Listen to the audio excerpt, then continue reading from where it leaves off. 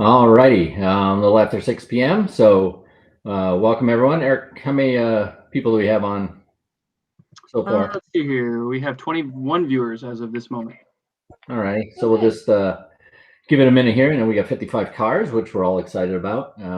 So we'll see how that goes. Obviously, everybody who's here is already ahead on the learning curve on Road Rally because they got to the checkpoint at least in time. So you can always wait. You can never speed up, and once you're late. Right. Hey, just for all the viewers that may have been waiting, there's probably 15 of you. You may notice that on the chat tab that it says chatting is disabled. We had to make a last minute change and it should be fixed, but you'll need to refresh. So you may want to do that now. Just go ahead and refresh the tab you're in, or you may need to close the app and then click back on the link in your email. However you did that, we'll go ahead and give a little bit of a delay here so that people can do that. I can see a few people have already clicked away, which is good. We apologize for that. Apparently this is not made for children, which disables the chat. So everybody learns something new every day.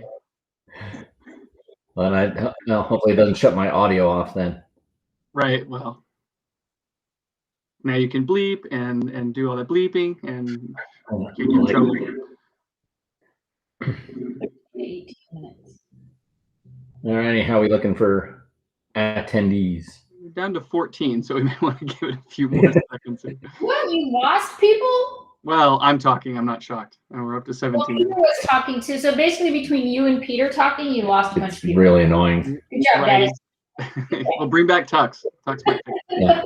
Yeah. We mentioned there are prior drivers meetings that you can listen to, where they may be equally annoying.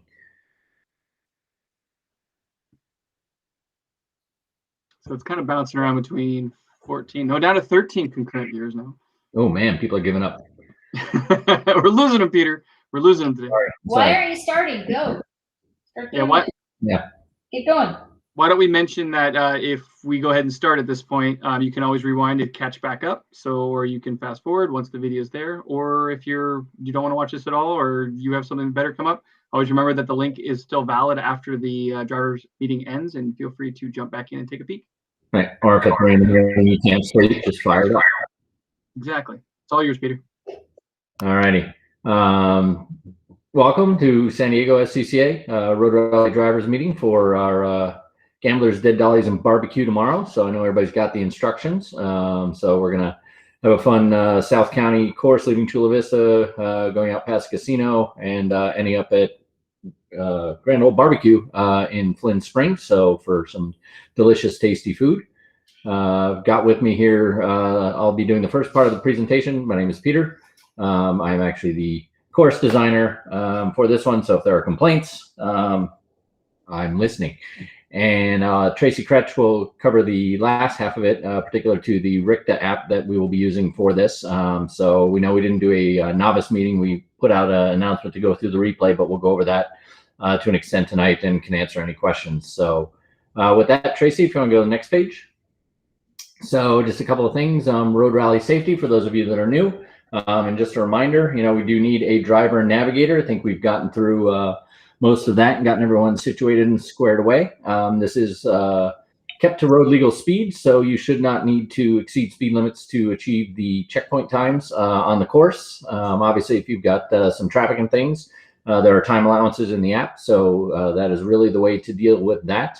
We don't hopefully want you excessively slowing, stopping, or speeding to meet those checkpoint times. And there is not always a place to pull over at the checkpoints. So the idea is to get there on time. Obviously, if you don't get there in time, you don't have an opportunity to adjust your speed. If you're late, you're not going to make it. So those of you who are golfers and putt, you know how that works.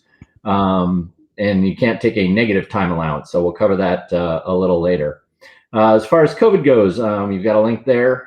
We are still maintaining social distance for this. Understand that things are loosening up. We've got people that are vaccinated, not vaccinated, et cetera, et cetera.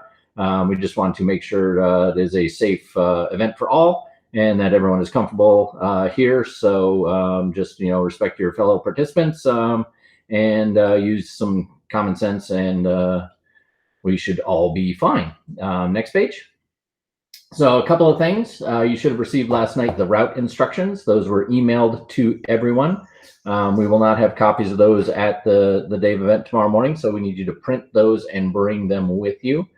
As far as things like, do I need a helmet or other things? That's a really small T in helmet there. Just notice that. No, you do not. This is obviously just street legal event, so nothing in particular. You want to wear non-closed-toed shoes even, have at it. A few things, restarts. So for those of you that are new, restarts, whether it be the end of the odometer check or the 3 restart points that are in there, you'll see 2 times listed. One is the time that you should arrive, and one is the time that you should depart that location. Once you pass the last checkpoint prior to the restart, that is your last officially scored checkpoint. Even though the restart is a checkpoint, it is not scored. So don't worry about being precisely on time to the checkpoint itself. When you get to each checkpoint, you'll notice in the directions that the mileages restart. So you'll definitely want to restart your odometer unless you like advanced math. So don't forget to do that at each of the restart points. Numbers not required on the car. We do assign you a car number.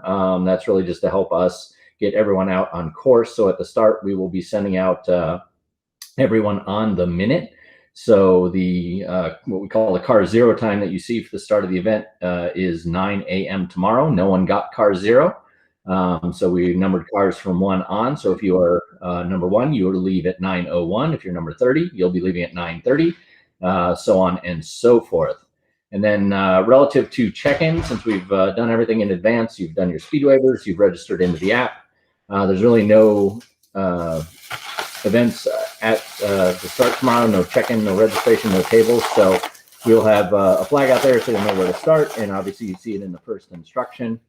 And we will be calling cars up usually in groups of 5. All right, next page. So the start and route instructions, I think I just covered some of that, at least as relative to the start time. For arrival, really don't need to be there early, so 10 to 15 minutes in advance of your start time is fine. That helps us keep down one count for COVID reasons, which hopefully by next event we can do away with. Secondly, also, since we are using public town center parking lot, we don't go and crowd it, although at the time we're leaving, don't think that'll be an issue. So at about 5 minutes before start, you'll probably see someone walking around with a bullhorn. Will not be me this time, calling for car numbers in sequence. So just go ahead and pull up towards the starter and be good to go. All right. We have anything in chat there, Rick, or you got it all taken care of? I hear silence, so I'm going to assume everything is good and fine. Yeah, Rick's he's doing a good job. Okay. Day of the event. Just a couple things. So make sure your phone that you are going to be used is charged, that you have the RICTA competitor app installed on your phone. A brick with a charger. We're good. Okay. A brick and or a charger to connect to your car is always a good idea. Although, just on a full charge, you shouldn't really have any issues lasting through the extent of the course. It is about 3 hours end to end with stops. So that's always a good idea. Route instructions, obviously bring with you clipboard, something to keep them on, pen and pencil, something to write down with in case you have to do some adjustments or calculations. Always good to have, and full tank of gas, or those of you with the non-gas versions, plenty of electrons loaded up and charged the night before. So looking into the app, looks like about 20 cars so far do need to have a check into the app that has not happened yet. So when you open that, the first thing to check when you get to the start and open it up is that you have a GPS, and we'll cover that a little bit. As long as you have a signal and it is reasonable, it doesn't need to be within a foot or a yard. It'll probably be something like 3 meters, 4 meters is more than adequate for the event. If you don't get one at all and or have something strange, like it says 20 meters, then we will just bring it up to one of us there at the start, and we'll see if we can troubleshoot that. But frankly, have not ever had that happen. The first checkpoint, so as we talked about, starts, restarts are not scored checkpoints. You'll get a test. So when you cross checkpoint number 1, as it's shown on the instructions, you may trigger it coming in, or you may trigger it going out. Either one is fine since it is not scored and it doesn't have anything relative to your times or scoring. So don't worry if you see it. The most important thing is that you see it, that you pass it either on the way in or the way out. And once you know that, then you know the app is working and you are good to go. I think that covers that. So next page. Troubleshooting. So kind of went through a little bit of this. So the GPS is really the one to check. If it doesn't trigger the checkpoint, just turn around, come back in, ask for help. Make sure the phone that you're using has a clear signal. So if you've got a windshield mount, that will help with accuracy and receiving that signal. If you get lost on course and cannot actually find your way back, the way to deal with that is to send an email, since you've got the phone with you, with your car number, your name, and a cell phone number to reach you to the email listed there, which is SCCA@gmail.com. We'll be monitoring that during the event, and with the RICTA app on our side for the Rally Master, we can see where you're at and help you get back on course. So if your phone rings shortly after that, please do pick it up if you see it coming from a number you do not recognize. And then once you get back towards course, you can calculate how late you are. We'll go through this on the RICTA app. Use a time allowance to not necessarily have a penalty on your way back to the course. If for some point during the course you see that your phone is not showing or recording checkpoint times, I think we've only had this happen once. Most likely someone touched the app, touched the phone, and it moved it to a screen, and it is still actually recording all those times in the background. Worst case, prior to another checkpoint and sort of resetting and seeing if you can get some help, you can always manually record any checkpoint times. But again, this has not been an issue, just in case. Next slide. So this is where the start is. You can see it by the green dot. That is where your car will trigger a checkpoint. So indicated if you kind of follow the arrows in reverse coming into the area to stage for start, you would trigger that. You may trigger it even going by the other way, just depending, since it's a right side of the road entry there. And then I lost my train of thought. First leg that you will go out on is for an odometer verification. And what that means is the first leg is about 4 miles. You'll end up at another parking lot. And the idea is to look at the mileage on the route instructions, compare it to your actual odometer, and see if you've got a delta there that you can correct for over the remainder of the course. One point to make things a little easier in the morning, it is best to approach the mall from the south side. If you come in from the north, it can be difficult, or you're going to have to go back and find your way around to get through the lot to get to this particular portion of the parking by Panera Bread. So a south entrance there along Birch Road is the best way to get into the start. So with that, hopefully that gets everybody ready for the morning, getting arrived, getting checked in, getting the app going, and I'll let Tracy cover the rest of the presentation relative to RICTA. Awesome. Thank you, Peter. All right, just a quick check-in, Eric and Rick, any questions so far? Anything we need to include at this point? Looking good. I don't see, Rick's been taking care of it, so I'm not exactly sure what. Okay. Anything. All right. Hi, everybody. Thank you for joining us. My name is Tracy Kretsch. I am a newbie driver, so don't worry as we go through the RICTA stuff. I think we're good. We've got them. Awesome. Perfect. Thank you, Rick. Do we have Rick on delay? He's coming from far, far away in a land across the water. All right. So as Peter mentioned, we're going to be using the RICTA app, and this is really how we're going to be tracking everyone's time. We're going to go through some of our time allowances. There's ways that you can use it, and there's also reasons why you'd use one way versus the other.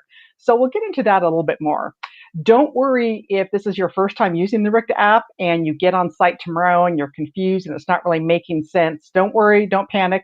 Just a couple things. Even if you've done this before and you're familiar with the app, once you get on site tomorrow, just please make sure that the rally clock is in fact running, and also make sure to do a quick check for GPS accuracy. We've had numerous people check this course, so we feel that it's going to be pretty good. But just make sure that you are able to get GPS kind of connectivity there.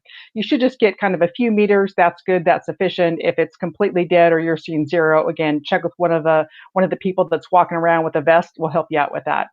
What you really want to do, and Peter kind of touched on this, is verifying the first checkpoint before you start. It's going to be the only one on screen at that point because it'll be the start of the race. Don't worry about it. It will give you a little bit of a beep. We will ask you when you're using the phone inside the car, make sure you don't have your phone on silent. I know a lot of people keep it that way when it's in a vehicle. Make sure you've got it up so that you can actually hear the beep from the phone. This is particularly important if you're using an iPhone because that's something that kind of tends to go silent pretty easily and quickly. So just make sure you can hear the beep, and then we'll continue working our way through more of the RICTA app here. All right, time allowances. Why do we even use time allowances? Why are we talking about this? Because we are doing a road rally that isn't a closed course, we're actually going to be on regular roads. Everyone's going to be out doing all of their normal Saturday stuff. So there's going to be a lot of other cars, not just us. Because of this, we want to use time allowances to really handle our delays to getting from one checkpoint to another. And if we arrive late due to slow moving vehicles or construction or whatever we may encounter. So just note that we'll talk through how we add and kind of subtract time, but just notice we can't correct for anything earlier than sort of the designated checkpoint time. So there aren't any penalties for using time allowances, and they can help you, especially if you get kind of stuck behind a line of slow moving traffic during some part of the course tomorrow. So we'll walk through these here. So remember, they've got to be applied before you actually reach the checkpoint. So once you've left one checkpoint, but before you get to the next one, that's when you can utilize them. And remember that once you kind of start using time allowances, really what happens is that gets applied to all of your subsequent checkpoints until the next restart. You'll see a point in the course where we actually have you kind of zero out. That's what we're calling a restart. You're going to use basically time allowance plus to achieve the desired correction for late arrival to a checkpoint. But then you're going to alternately use the time allowance minus if you overcorrect, like say you kind of give yourself too much time, or if you've been able to kind of make up a little bit of time distance and you won't be as late as you originally thought. Okay, so that sounds a little confusing, a lot of detail in one small slide. Well, let's kind of break it down a little bit.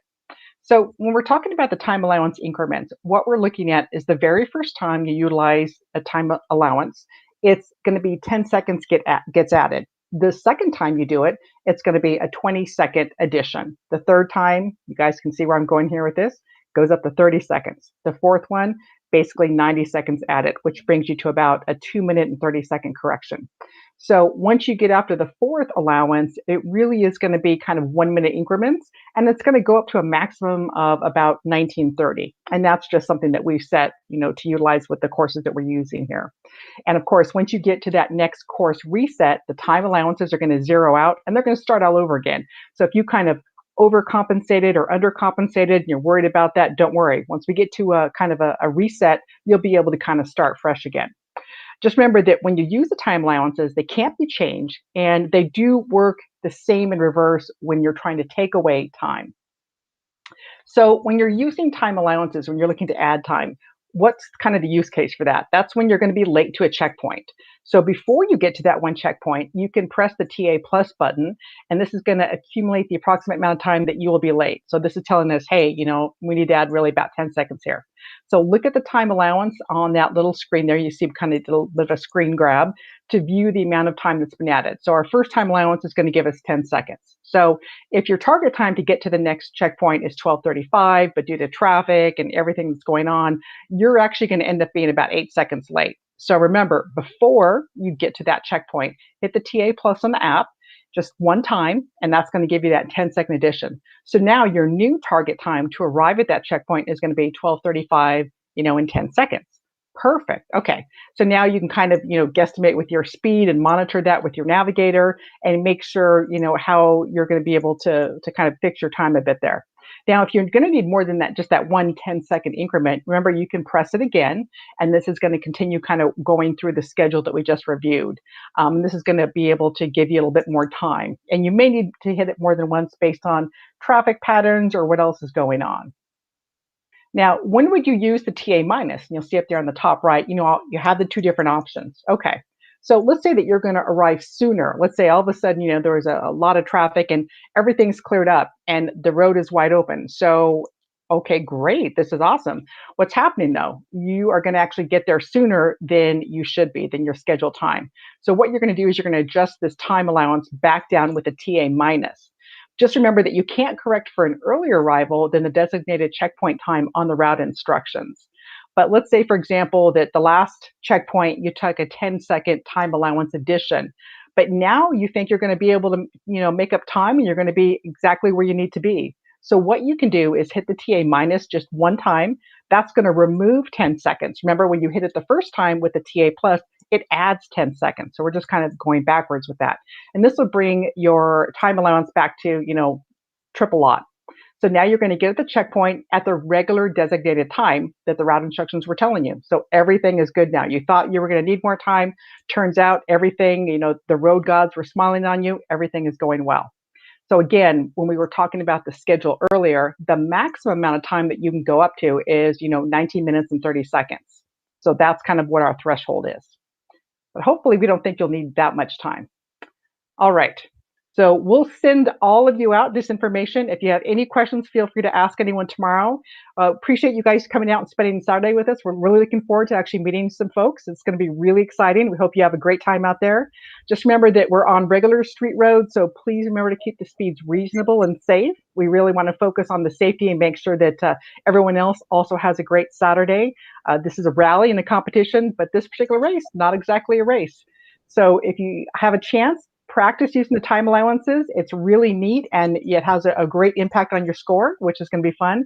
Again, remember, if you have any questions, reach out, contact Road Rally at sdrscca.com, and Rick and the team will help you out.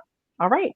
Any other questions, Eric or Rick, before we close out? No, it looks like we're good to go. It doesn't look like anybody had any new questions. But if you guys do have new questions, like Tracy said, definitely email roadralley@sdrscca.com, and we'll definitely help you out. Yeah, and just Grand Old Barbecue will actually be open for outdoor dining for any of you that are trying to coordinate that and do it. We do anticipate that it will be busy, as it always is. The option might be during one of those last checkpoints, rest stops, call an order ahead if you still want some tasty barbecue. So just a thought and an idea. And that email you see here for questions, just notice that is different than the one to use tomorrow, just as a reminder. That'll be the San Diego SCCA@gmail.com in case you get lost on course. Great. All right. Thank you, Peter. Thanks, Eric. Thanks, Rick. Thanks, everybody. Appreciate your time. Look forward to seeing you tomorrow. Thanks, Tracy. Have a great night. You guys have a great night.